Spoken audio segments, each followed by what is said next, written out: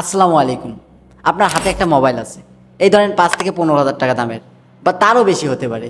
কিন্তু প্রশ্ন হলো, এই মোবাইলটি কি আপনার জীবনের উন্নতি করছে নাকি বিপদের দিকে ঠেলে দিচ্ছে? আজকের এই ভিডিওতে আমরা জানবো মোবাইলের সঠিক ব্যবহার এবং ভুল ব্যবহার। তো চলেন অযথা কথা না বাড়িয়ে মূল ভিডিওতে যাওয়া যাক। মাত্র 4টি স্টেপে ভালো দিক এবং খারাপ দিক বিশ্লেষণ করব। ফার্স্ট অফ অল, ভালো দিক।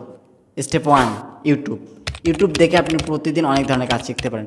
এই ধরেন গ্রাফিক ডিজাইন, সেলাই, কুকিং, ব্যবসা, যা খুশি। স্টেপ 2, ফেসবুক বা Instagram.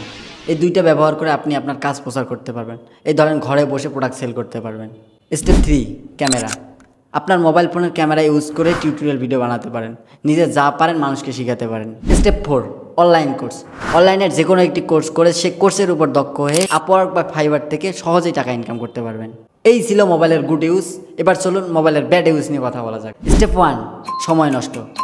Time and tide, wait for none. আপনি সারাদিন ফেসবুকে স্ক্রল করে যান, জীবনেও কিছু শিখতে পারবেন না। স্টেপ 2, ভুল তথ্যে ভরা। ইউটিউবে আজাইরা ভিডিও দেখে আপনি সহজে বিভ্রান্ত হবেন। স্টেপ 3, আসক্তি। টিকটক, রিলস এবং গেম, এই তিনটা জিনিস আপনার মন মগজ দুটোকেই ধ্বংস করে দিবে। Step 4, compare. অন্যের সুখ দেখে কখনো হতাশ হবেন না।